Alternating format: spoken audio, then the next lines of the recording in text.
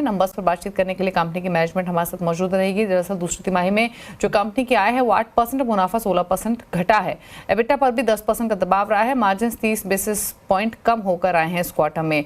नतीजों पर और आगे की ग्रोथ आउटलुक पर बातचीत करने के लिए हमारे साथ मौजूद हैं कंपनी के सीईओ तरुण गर्ग। तरुण जी नमस्कार, स्वागत है आपका। तो सबसे पहले तो इस क्वार्टर की हाईलाइट समझना चाहेंगे, क्योंकि पिछले कुछ महीनों में स्पेशली अगर हम देखें तो कुछ स्लो डाउन ट्रेंड्स देखने को मिले हैं लगातार 4 सालों की जबरदस्त बिक्री के बाद। अगर हिंडाई की बात करें तो कैसा रहा है ये क्वार्टर और कैसी परफॉर्मेंस रही है?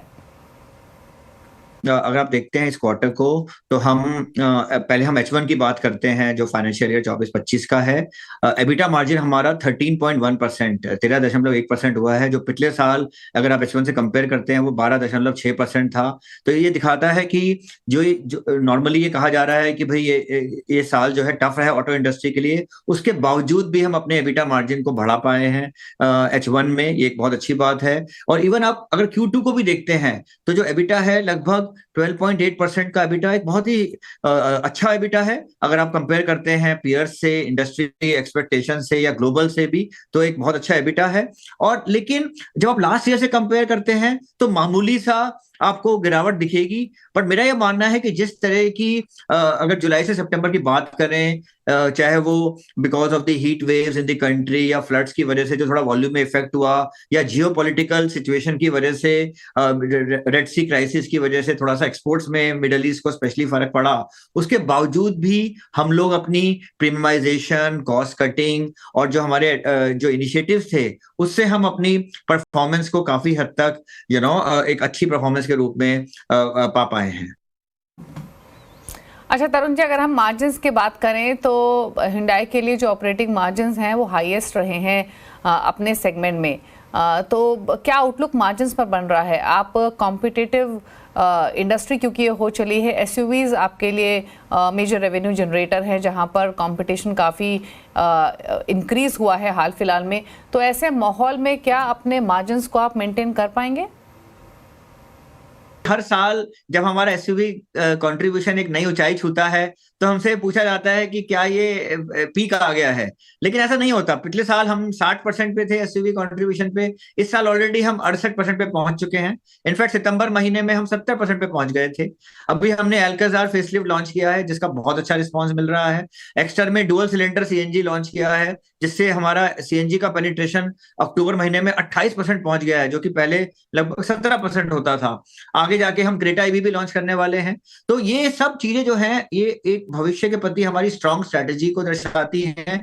एक्सपोर्ट्स की बात की आपने, लगभग 80 कंट्रीज में हम एक्सपोर्ट कर रहे हैं और नए नए हम जो है मौके जो है तलाशते हैं।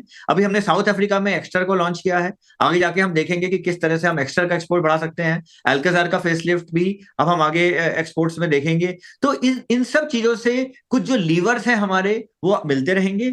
और एक जो बहुत इंपॉर्टेंट चीज है कि जो कैपेसिटी है हमारी, अगर आप देखते हैं कि जो नया प्लांट पुणे का आ रहा है वो बिल्कुल प्लान पे है और Q3 ऑफ 25-26 में ये जो है हमें 1,70,000 की कैपेसिटी दे देगा, जो कि एक बहुत ही स्ट्रांग लीवर होगा हमारे लिए अपने वॉल्यूम, अपने मार्केट शेयर और अपने मार्जिन को एक्सपैंड करने के लिए। ओके अच्छा सर, क्रेटा ईवी की आपने बातचीत की, तो क्रेटा ईवी की लॉन्च पाइपलाइन क्या रहेगी ईवीज को लेकर अभी भी, क्योंकि एप्रीहेंशंस हैं, तो ईवी स्ट्रैटेजी आपकी क्या रहेगी ताकि कंज्यूमर कन्वीनियंस रहे और बाइंग हो इस सेगमेंट में? क्रेटा ईवी को हम एक 360 डिग्री अप्रोच से देख रहे हैं। बैटरी पैक्स का लोकलाइजेशन जैसे हम बात कर रहे हैं तो वो ऑलरेडी हो रहा है, क्रेटा ईवी तक पूरा हो जाएगा। आगे जाके हम लॉन्च के बाद एक्साइड के साथ हम एलएफपी सेल मैन्युफैक्चरिंग जो है उसकी घोषणा कर चुके हैं।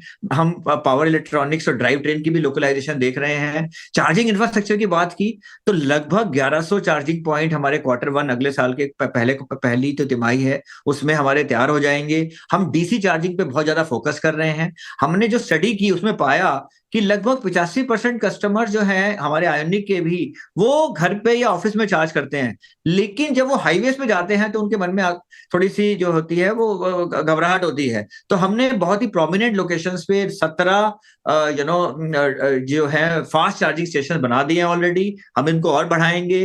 तमिलनाडु गवर्नमेंट के साथ हमने कोलैबोरेशन किया है 100 चार्जिंग स्टेशन बनाने का। तो आपने देखा कि हम एक कॉम्प्रिहेंसिव अप्रोच के साथ जा रहे हैं, जो कि कस्टमर्स को Hyundai की तरफ से क्रेटा ईवी के रूप में एक बहुत ही सशक्त प्रोडक्ट मिलने वाला है। और आगे जाके हम 3 प्रोडक्ट्स और मिड टर्म में लॉन्च करेंगे, जिससे कि हमारे वॉल्यूम बढ़ेंगे और गाड़ी को और ज्यादा इलेक्ट्रिफिकेशन को बढ़ाने में मदद मिलेगी। Thank you Tarun ji earnings पर बातचीत करने के लिए और आगे की एक स्ट्रैटेजी जो आपकी रहेगी उस पर भी डिटेल्स शेयर करने के लिए। गुड लक आपको कमिंग क्वार्टर्स के लिए। स्टॉक देखें तो 1829 पर फिलहाल कारोबार करते हुए आज के सेशन में रुकने इसी के साथ